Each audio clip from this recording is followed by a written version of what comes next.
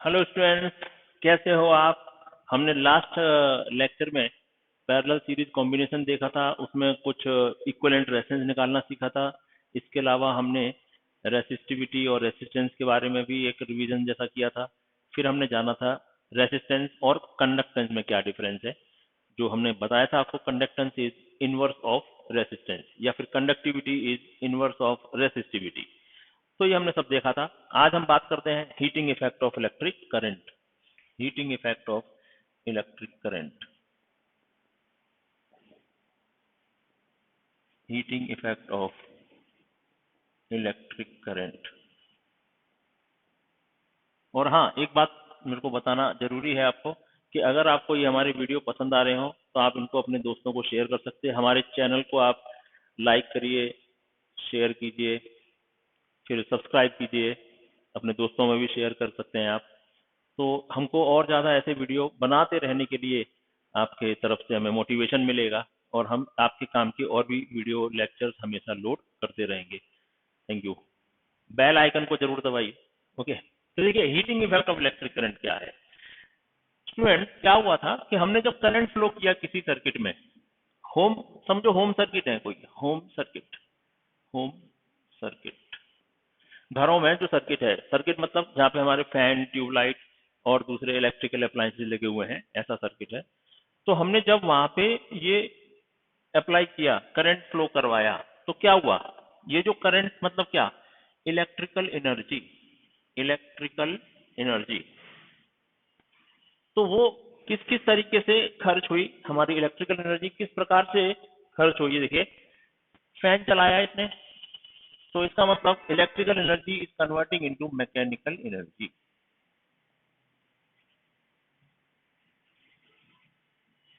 इसने ट्यूबलाइट को लगाया, बल्ब लगाया, बल्ब लगाया, ट्यूबलाइट लगाया, तो इसका मतलब क्या हुआ, electrical energy is being converted into light energy.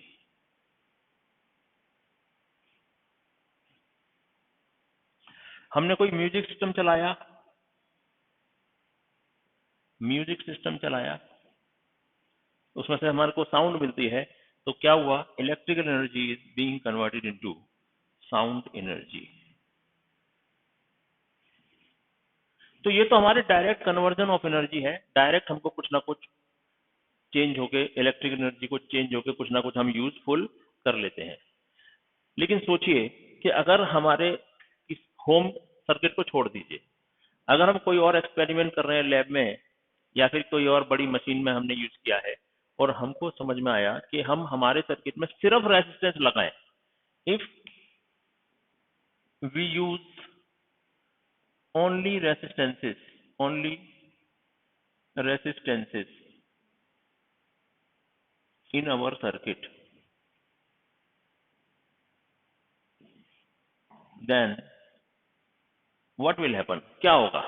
सिर्फ हम रेजिस्टेंस लगा रहे हैं, देखो ये रेजिस्टेंस लगा रहे हैं हम, R1 R2 दो रेजिस्टेंस लगा दिए और करंट फ्लो हो रहा है I।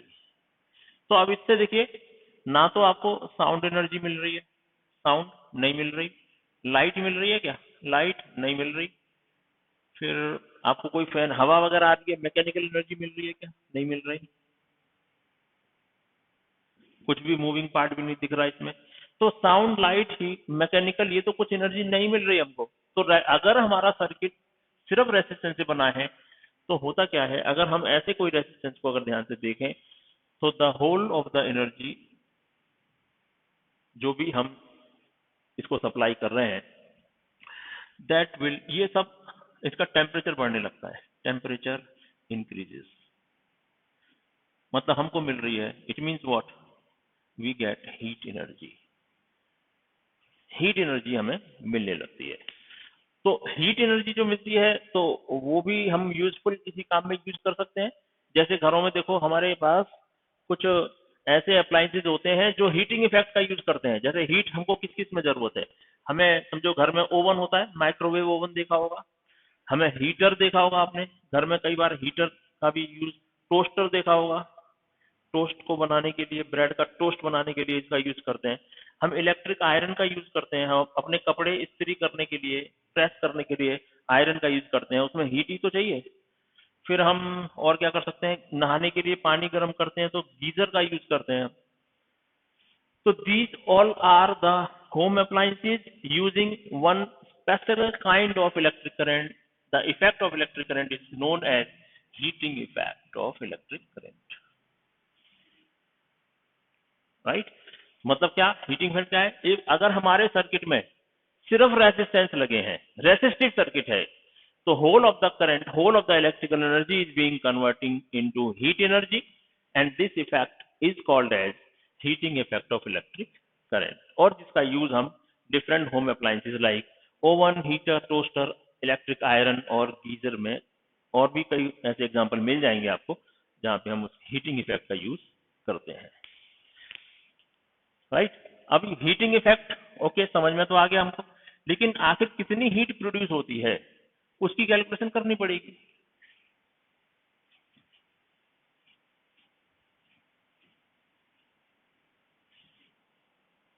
हमें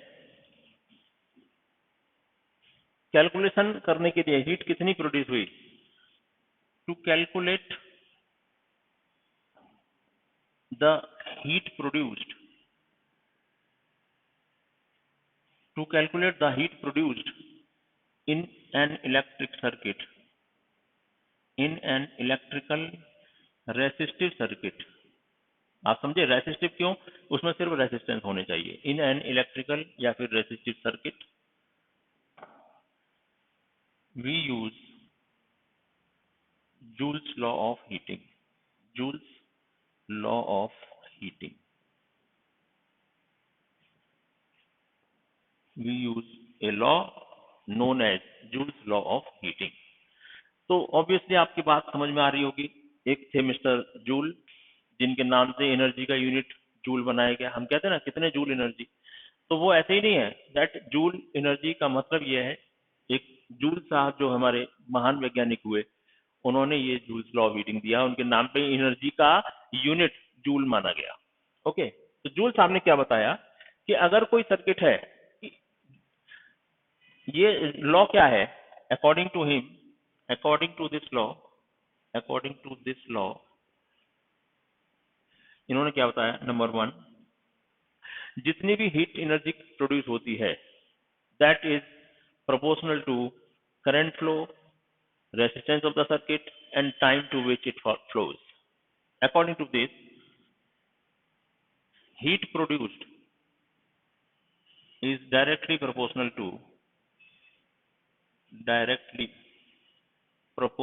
to square of the current flowing, square of the current flowing in the circuit,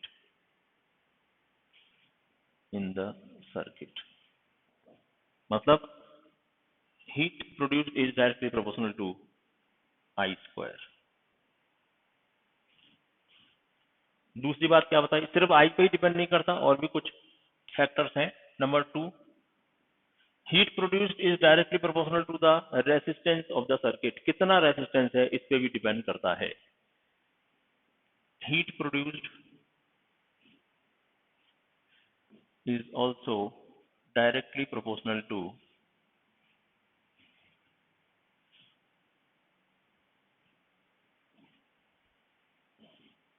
the resistance of the circuit,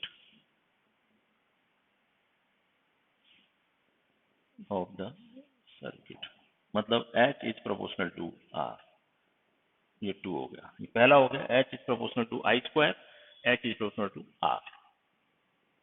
तीसरी बात, उस सर्किट में हम कितनी देर तक करंट फ्लो करवाते हैं, how much time, for how much time current flows is also an important factor, इसके ऊपर भी हीट डिपेंड करती है। अगर हम ज्यादा समय तक के लिए, ज्यादा टाइम तक के लिए करंट फ्लो करवा रहे हैं तो नेचुरली हीट ज्यादा प्रोड्यूस होगी, और कम समय के लिए करा रहे हैं तो हीट कम प्रोड्यूस होगी। तो हम कह सकते हैं heat produced is also directly proportional to the time to which current flows in the circuit,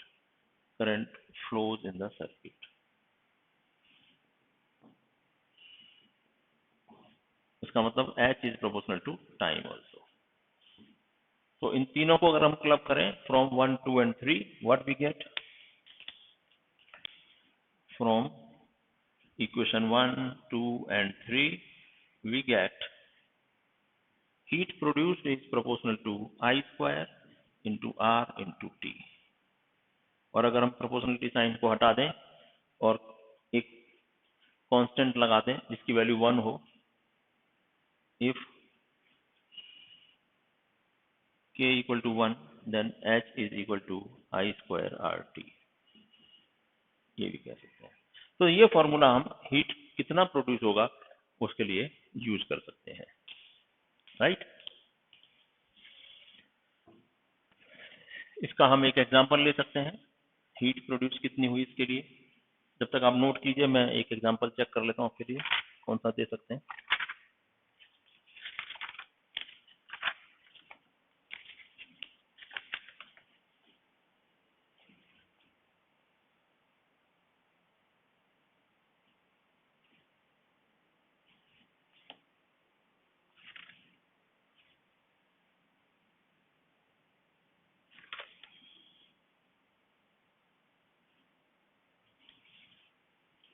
तो देखिए एग्जांपल,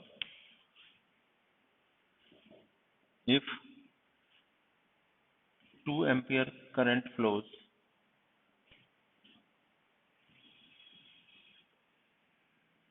in a circuit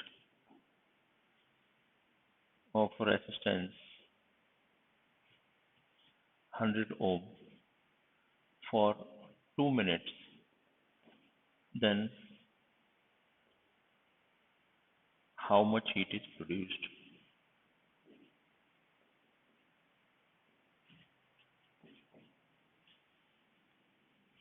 देखिए करंट दी हुई है हमें 2 एम्पियर, रेजिस्टेंस दिया है उसका 100 ओम, टाइम दिया हुआ है हमको 2 मिनट। तो इसको सेकंड में कन्वर्ट कर लेंगे, तो 2 इंटू 60 दैट इज 120 सेकेंड। तो ये सिंपल एप्लीकेशन ऑफ फॉर्मूला हो गया, डायरेक्ट इसको आप यूज कर सकते हो।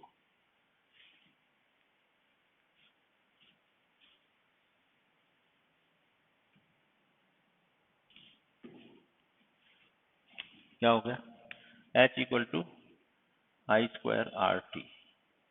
आई स्क्वायर मतलब 2 का स्क्वायर, आर मतलब 100 ohm into 120 second, 4 into 12,000 48,000 joule, ये हमको यूनिट मिल गया 48,000 जूल। और उसको कैलोरी में भी कन्वर्ट कर सकते हैं। आपको पता है 1 calorie equal to 4.2 joule, approximately 4.18 होता है इनफैक्ट, लेकिन कैलकुलेशन आसान बनाने के लिए हम ऐसा लिख देते हैं 4.2 जूल। तो अब ये कैलोरी में कन्वर्ट करें तो क्या होगा, H इक्वल टू 48,000 जूल है, और कन्वर्ट करेंगे तो 4.2 से डिवाइड कर देंगे, 48,000 डिवाइडेड बाई 4.2, ये कैलोरी आ गई। इसको आप कैलकुलेट कर सकते हैं, राइट। नोट कर लीजिए।